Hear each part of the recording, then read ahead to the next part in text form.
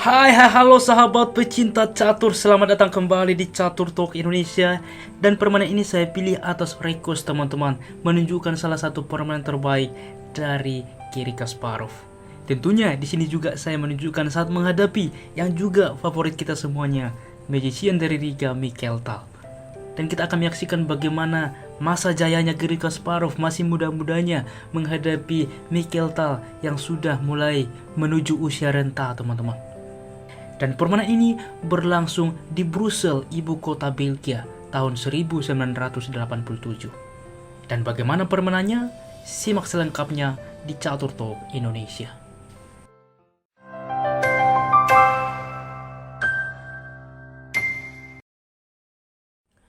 Baiklah teman-teman, di sini Garry Kasparov putih memulai langkah dengan pion ke D4, dibalas oleh Mikhail Tal, kuda ke F6. Pion ke C4, E6, kuda ke C3 dan gajah ke B4. Tentunya ini sudah cukup sering Nimjo Indian Defense. Dilanjutkan dengan E3 saat ini, walaupun di posisi ini cukup banyak juga menteri aktif ke C2, pion mengancam gajah. Di sini pion ke E3 dipilih dan rokade. Gajah ke D3 saat ini, D5 menawarkan pertukaran pion. Diterima oleh putih, pion memukul kembali dan kuda ke E2. Kita lihat teman-teman, mungkin Garry Kasparov mengapa tidak mengaktifkan kuda ke F3 karena ia pengen mensupport pion ke depan. Di sini juga sekaligus mempersiapkan rokade C5 saat ini, lagi-lagi menantang pertukaran pion dan di sini fokus rokade. Kuda ke C6 dimainkan menambah tekanan terhadap pion pusat dan pion ke A3 mengancam gajah. Di sini tanpa menyelamatkan gajah, kita tahu bagaimana Mikhail Tal bermain. Ia pion memukul pion karena juga mengancam kuda. Garry Kasparov pion memukul pion teman-teman. Tetapi sebelumnya cukup baik juga, yaitu dengan pion memukul gajah.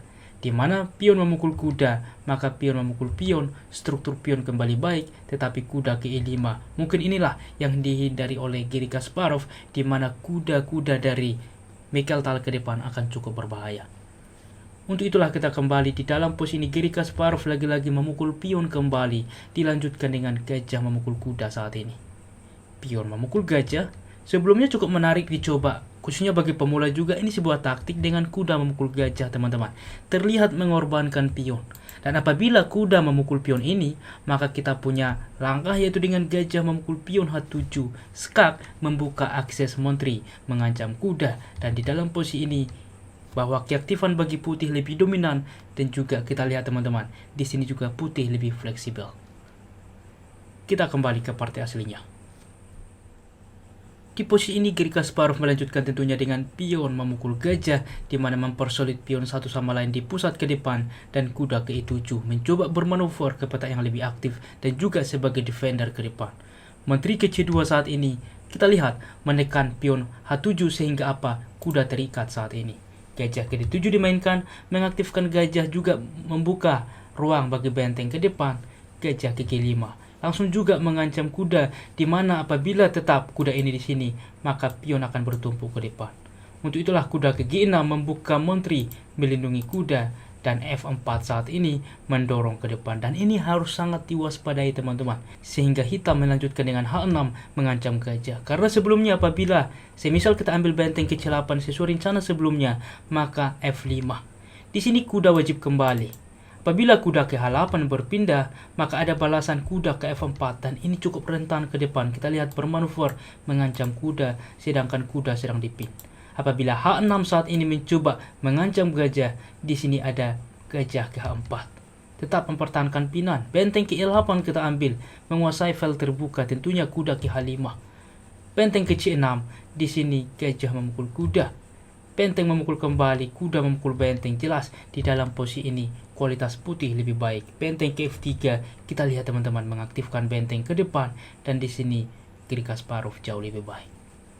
Sehingga di dalam posisi ini tentunya juga apabila kuda kembali ke E7 di posisi ini, jelas untuk itulah gajah akan memukul kuda dengan harapan pion bertumpuk, dan ini menjadi keunggulan bagi Garry Kasparov juga ke depan dengan kuda ke F4. Kita lihat membuka akses menteri ke depan dan cukup fleksibel bagi putih. Dan kita kembali. Sehingga untuk itulah Mikel Tal masih mencoba dengan mengcounter attack pion ke H6 mengancam gajah, dan di sini gajah memukul kuda. Menteri memukul gajah dan F5 saat ini mengancam kuda. Kuda ke E7 dan kuda ke G3. Kita lihat teman-teman mempersolid pion ke depan. Kuda ke C8 mencoba bermanuver dan benteng ke F4, di mana menumpuk benteng ke depan. Kuda ke D6 dimainkan sesuai rencana, maka menteri ke F2. Dilanjutkan benteng ke E8, menguasai file terbuka, dan kuda ke H5 saat ini mengancam menteri. Dan kemana menteri melangkah? Tentunya cukup logis, menteri ke D8. Dan di sini adalah salah satu posisi kritikal dan juga keputusan cukup baik dari Garry Kasparov. Anda pause video ini, kira-kira apa langkah terbaik putih di posisi ini? Bagaimana teman-teman? Selamat bagi menemukan langkah itulah dengan kuda memukul pion teman-teman. Mengorbankan kuda, tetapi apakah betul kuda ini dikorbankan? Mikel Tal tidak menerima dengan kuda ke E4 mengancam menteri. Kita bagaimana melihat ya, bahwa yang biasanya melakukan pengorbanan Mikel Tal diserang oleh Garry Kasparov yang masih muda dan juga on fire waktu itu. Dimana kita lihat bahwa di sini Garry Kasparov melakukan pengorbanan. Karena apabila diterima teman-teman, ini cukup berbahaya dengan F6 skak. Lihat, peta ini dikontrol oleh gajah sehingga satu-satunya yaitu dengan K8 yang cukup logis. Maka tentunya menteri K4, ancaman skakmat ke depan tak bisa dicegah. Kuda ke F5 mencoba melindungi pion digampang saja dipukul oleh gajah. Gajah menerima maka menteri memukul pion skak. Gajah menutup menteri ke G7 skakmat. Luar biasa teman-teman. Untuk itulah kita kembali. Mikel Tal masih mencoba dengan kuda ke E4 mengancam menteri. Di sini gajah langsung memukul kuda. Benteng memukul gajah dan F6 saat ini mensupport kuda ke depan. Raja ke H7 saat ini menambah support terhadap pion. Sebelumnya teman-teman, apabila dicoba dengan benteng ke C8 kita ambil, yaitu mengancam pion, maka jelas ada langkah spektakuler kuda ke E8 teman-teman, membawa menteri ke depan ancaman skakmat. Oke, apabila dengan benteng memukul pion mengontrol peta ini, maka benteng memukul benteng terlebih dahulu, pion menerima, ada menteri ke D2 di mana mengancam benteng dan juga mengancam pion. Cukup banyak ancaman teman-teman, dan jelas di posisi ini putih sangat unggul. Untuk itulah masih dicoba oleh Mikel Tal, yaitu dengan raja ke H7 dilanjutkan dengan benteng memukul benteng, pion memukul benteng, dan menteri ke F4. Kita lihat mengancam pion, gajah ke C6 melindungi pion, benteng ke E1 menekan ke depan. Menteri ke F8 menekan pion mungkin ke depan, melakukan mengcounter attack ke depan. Dilanjutkan dengan C4 teman-teman, di mana mungkin ke depan mendorong pion mengancam gajah sehingga tiada perlindungan terhadap pion. Menteri saat ini memukul pion dan kuda ke F5 terlebih dahulu, ancaman skak dan cukup berbahaya, bisa saja skakmat. Sehingga wajib menteri ke F8 kembali mensupport pion. Benteng ke E3 teman-teman. Lihat manuver ini ke depan, cukup berbahaya. Gajah ke D7 masih dicoba mengancam kuda.